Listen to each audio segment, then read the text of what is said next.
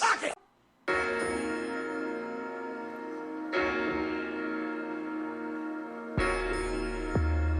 We declare our right on this earth to be a man. And I am a revolutionary. Black power. I have a dream. One day, this nation will rise To up. be a human being, to be respected as a human being,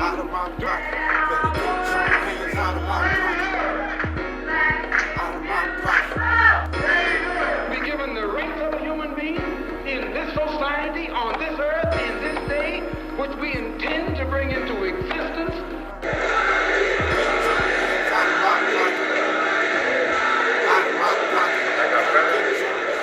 Must defend ourselves, as Malcolm X said. By any means necessary.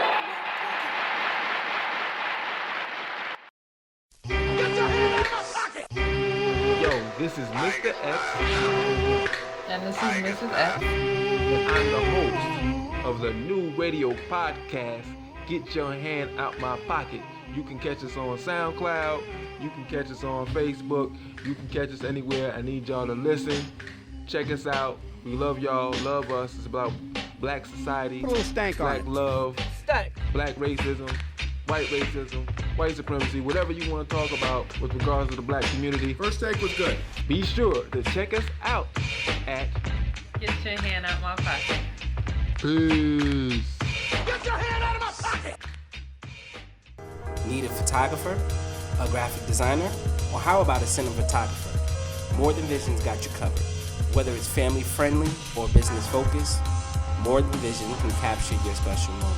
Go to www.morethenvision.com. Enter a special promo code GYHOMP and get a special discount today. Contact us now.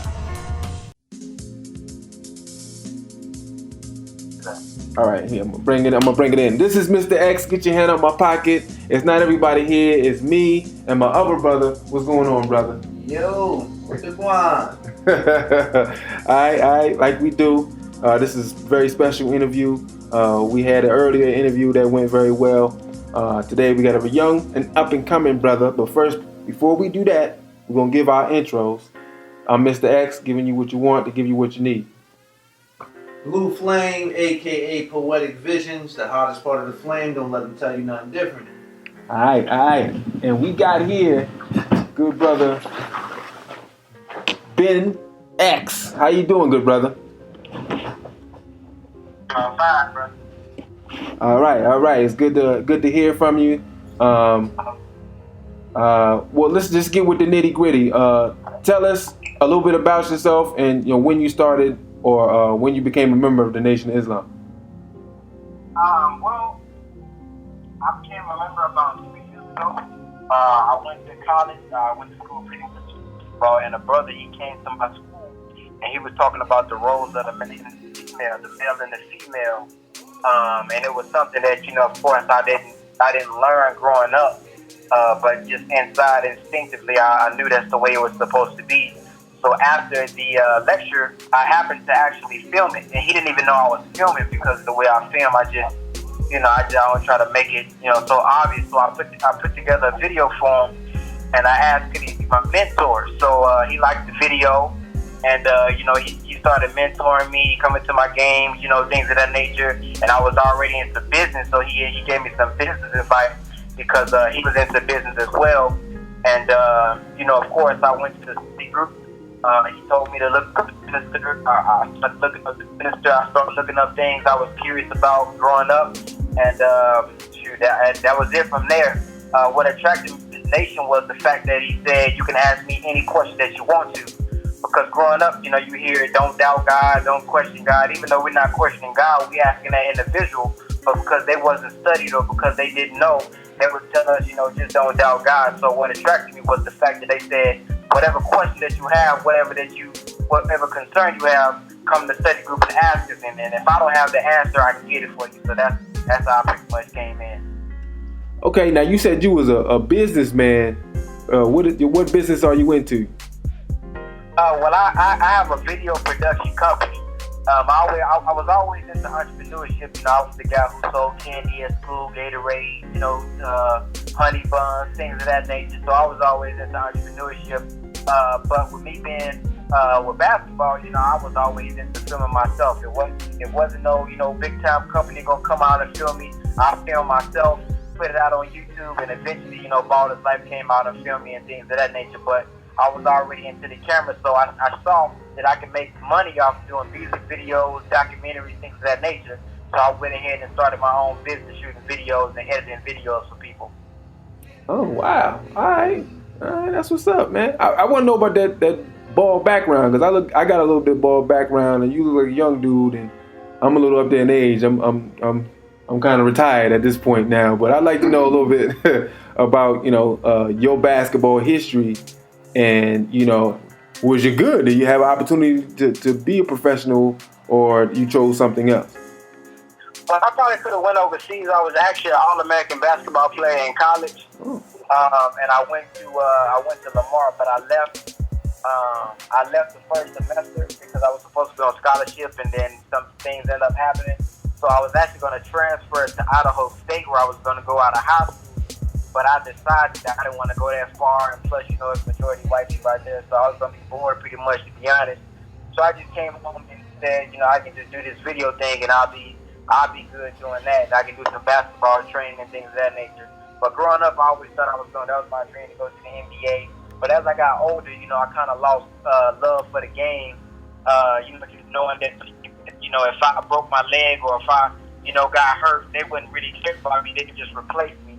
So I was more concerned with being the owner and to put my children or my grandchildren in a position to be successful as well. So, you know, I always thought, you know, if I go up to a big time league and I do well, I can't tell my coach, hey, can you sign my son? They ain't gonna care about my son. But if I start my own business, sacrifice and build my own things, I have the power to put my son in whatever, or my daughter in whatever position that I want to.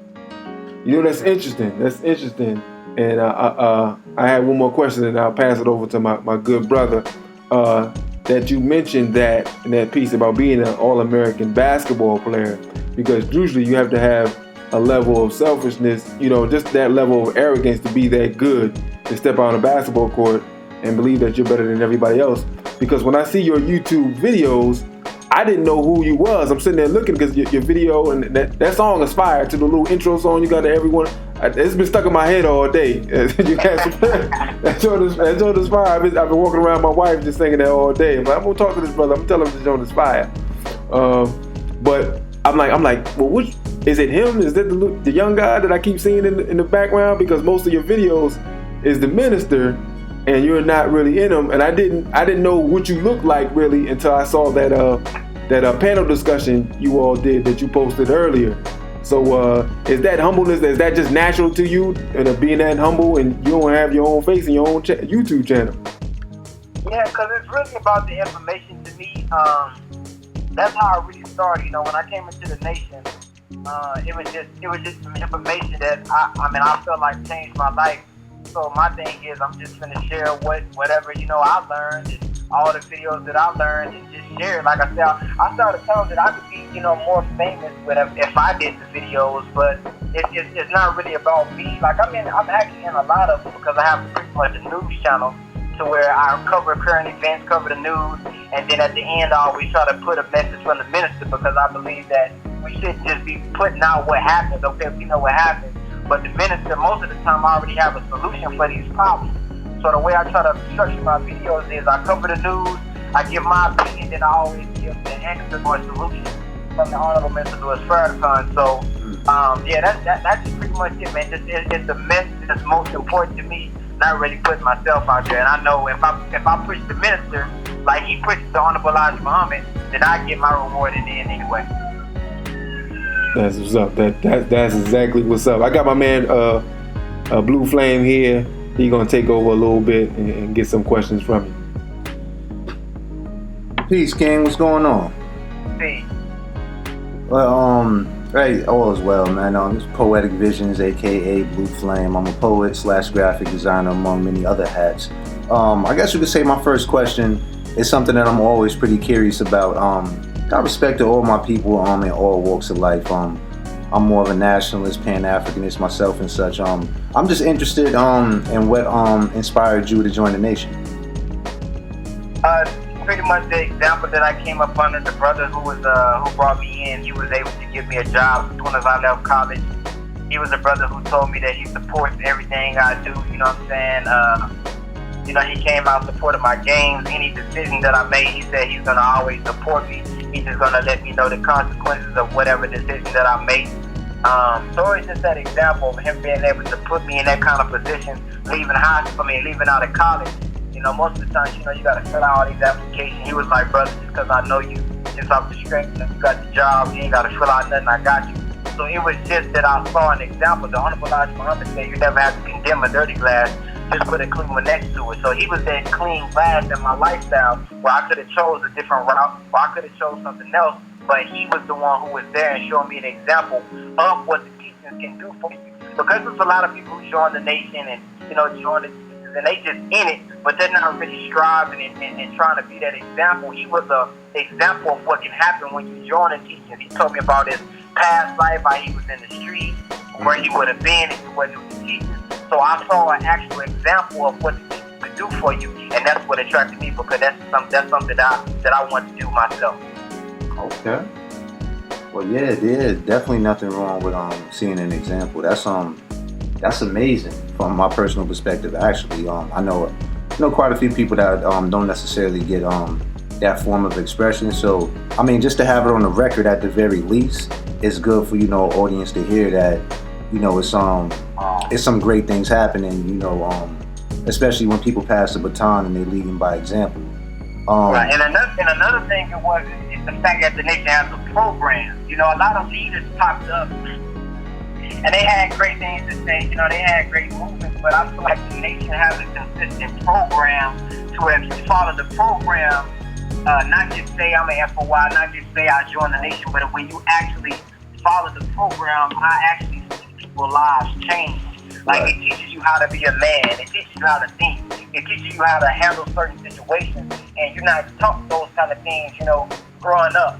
Like, one of the things he taught me about, when he leaves the house, he takes his son with him so his son know where he's going. That's the small that has a big impact, but you don't learn those kind of things as just growing up in a regular house. I learned those type of things in F1 class. I mean, you learn something just as small as how to wipe your butt. You know what I mean? You baby wipes and take the tissue. You ain't really getting everything. You know what I'm saying? So it's just little things that you learn in F1 class about being a man, about being a leader, about being a brother, about being a husband that you can't get in college, that you can't get in high school.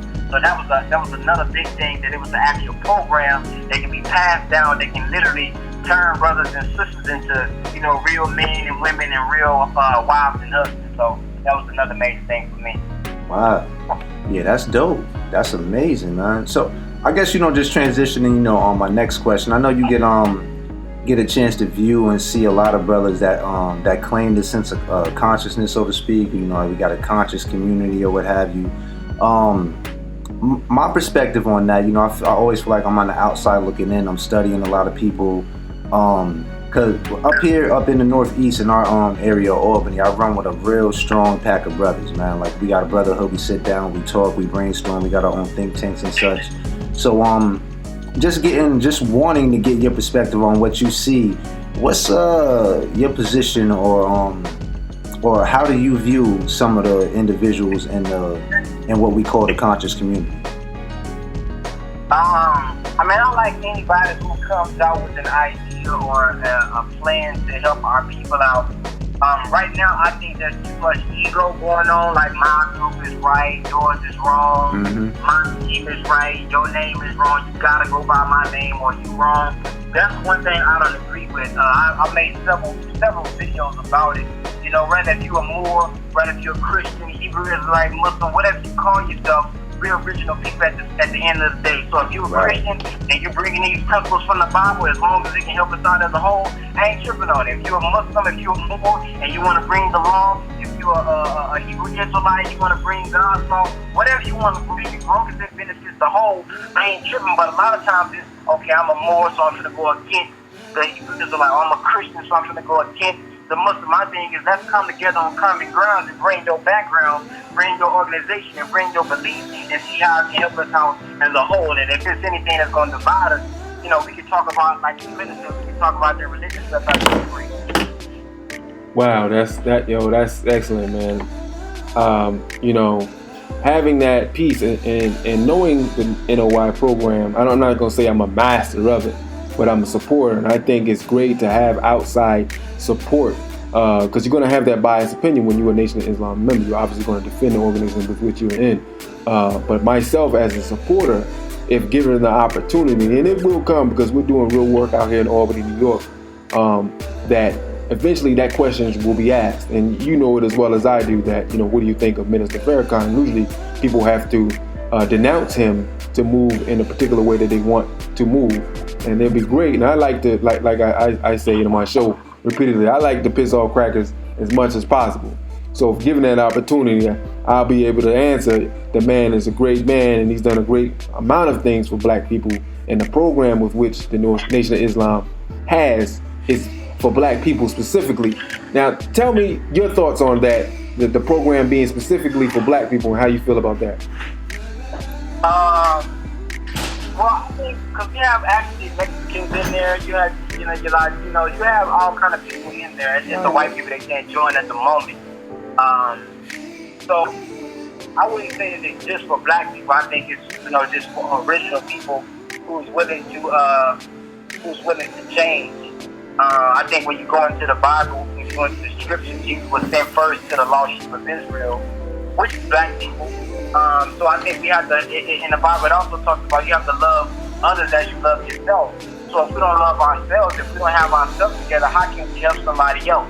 You know what I'm saying? So that's why, that's my thing on. I think, if people have a problem with it being black first, everybody else on theirs first. When the Asians come into our community, they support their own.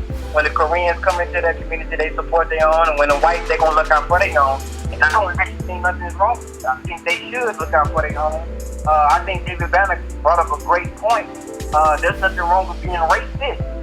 Brother Leo Muhammad brought up, a white guy asked him, was the Honorable Elijah Muhammad racist? He said yes, but not in the sense that you think. When you think of a pianist, it's a person who loves to play the piano. So the Honorable Elijah Muhammad loved his people, and he was about his people first. The white people are racist, meaning that they are about their people first. So I don't think there's nothing wrong with us being about our people first. And then once we get our people together, once you have your people mature enough, then you can go out and help everybody else and bring them in. It's kind of like if you're a father, your children, because of what's happening in slavery and things of this nature, how they've been our natural enemy and our open enemy. You can't let them in right now because we're not mature enough. We're still babies in knowledge. So if I have a son, I'm going to tell my son all snakes are bad. Now, me that I'm mature, I understand that that's a grass snake. It's not necessarily poisonous. But he don't understand that, so I have to tell him all snakes are bad until he gets of age to be able to make the difference. And then I'm going to tell him, okay, that snake right there not bad. Okay, that snake right there may be bad. So that's how I think it is. We still maturing and we still growing, so we have to focus on self first and develop ourselves. Then we'll start focusing on other people. Do you aspire to be a student minister and eventually a minister? Once I get my life together once I get everything automated for my business, I wouldn't mind doing it. But I actually love just being a good helper. I'd rather be that guy who just fishing in people, for the minister, for my teacher to do his thing. Well, I think you're exactly what the nation needs, brother. A young brother who has that connection with the young people, with the ideology of the Nation of Islam. And it's a face that needs to be seen, I think, countrywide. You know what I mean? That you have strong bases in certain areas and not so strong in others. And it'd be great, I think, and I think you'll eventually get to that point. How old are you, brother? Let me ask you that. Hello? 23. 23, okay. 23, yeah, you got plenty of time, yeah. So, I think, that's just my personal opinion, I think it'd be excellent for the nation for you to start doing some fishing, get to a certain point, like you said, in your life, where you attain enough knowledge to feel comfortable enough to stand in front of a congregation and say the messenger's words and and get some converts. We're here trying to turn the work study or study group into an actual mosque, an active mosque. And I think they were in the past, but they've fallen on sometimes where now it's back to a study group. And I think someone as young and as vigorous as yourself can certainly help. But that's just my thoughts and where your career in life can go. I know once you meet a bunch of people, they kind of tell you where you can go and how you can do it, but it may be not necessarily in your plans.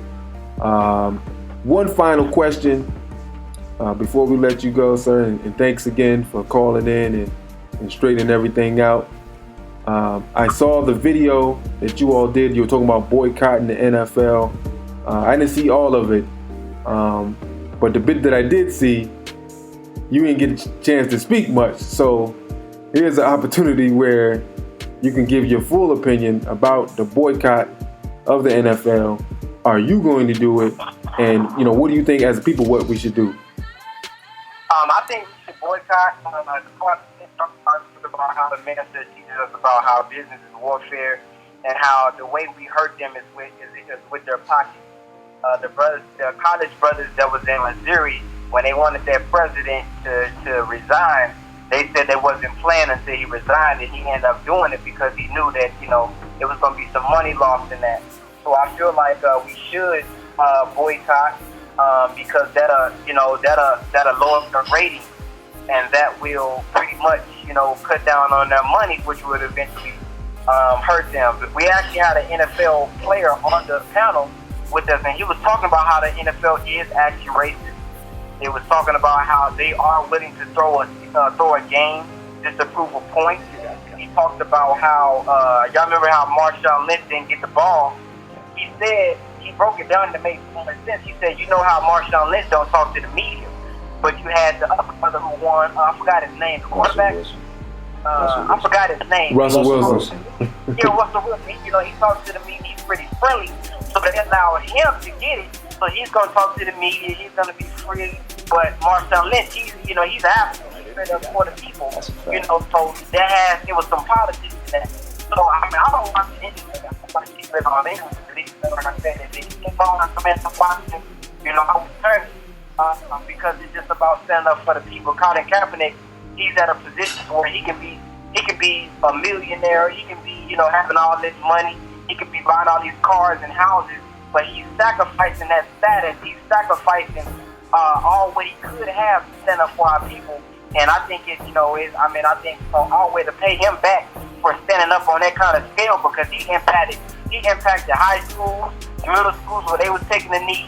Now you got ESPN talking about racial issues, talking about real issues, all because of him, what he has started. So I think, that's the least we can do is, boycott it. And, like the brother said, if you have to watch it, you can put it on DVR and watch it later. And that'll cut down on their ratings because they count people watch it live.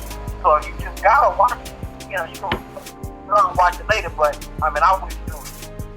Yeah. If you're gonna do it, you do all the way in. I'm trying to cut quarters. That's like something else. I just talking about cheating on your wife. I ain't put it in, baby. She just touched on me a little bit, bro. That's cheating. You know what I'm saying?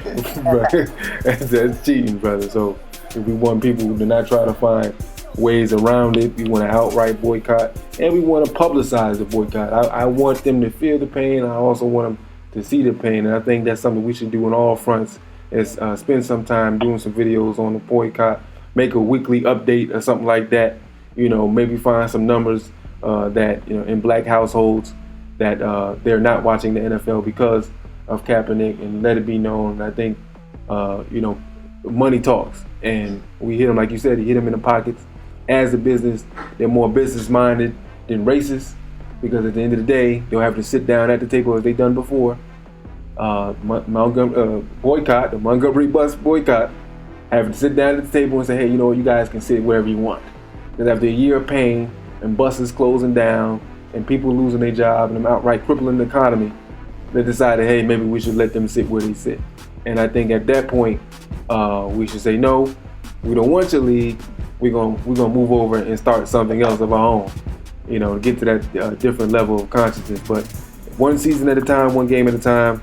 Hell, one preseason at a time, and the preseason hadn't even started. Brother Ben, I want to thank you for having a couple minutes. It's the post-game interview. Did you guys win? Y'all held it down? Oh, I played it with lost. Oh man, that's all right. It's where you? Dang, I went through this whole interview. Where are you based at, brother? Okay. Well, again, thanks again for being on, and we'll let you know when this episode is posted on our YouTube channel, and you can pull it off there. And God bless, brother. Yes, sir, and I thank you all for allowing me to be on the platform, and I apologize for forgetting about earlier. I actually had an interview, a monthly interview that I do with Hip Hop Detox about current event issues. So as soon as I left the study, I was on with him, and then I had to go do that show that you saw. I was on Facebook, so I just didn't call up all day, so I apologize for that. No problem, brother. Just thanks for getting back to me, and we was able to get it done, so it's all good. Thanks so much, brother. Yes, sir. Assalamu alaikum. Alaikum salam. That was brother Ben X. That was Get Your Hand Out My Pocket exclusive. We're going to do more of these types of interviews. We're going to get out there to the conscious community, to brothers who are known in the social media platform. We're going to bring them on. We're going to have interviews to give y'all the best type of content that you can have. Let you all know we're going to be here. We're going to be here for a long time. Me and the brothers, we're going to spit our fire, but at the same time, we're going to have discussions with other brothers who are about the movement, and we're going to bring it to you, and then we're going to be live and indirect, and eventually we'll be able to leave our plantation and do this full time, because again, it's not just about the consciousness and the information, it's about doing actual real work. The brothers in the Nation of Islam do actual work on the ground, trying to create a base for us in our communities. Not having a neighborhood, but having an actual community where we can go where black people is, and as opposed to moving out to somewhere where we're not wanted, we fix up the places that we are and make them respectable neighborhoods. So when we sit down at the table speaking business, we're not begging for crumbs. We're really power brokers, and we're holding it down. You dig what I'm saying? You catch us at soundcloud.com/gyhomp. We have a YouTube channel. More videos will be coming up. I'll be doing some individual interviews and things like that. The guys will be around. We here, but we out right now. Thanks for listening. Get your hand on my podcast. Peace.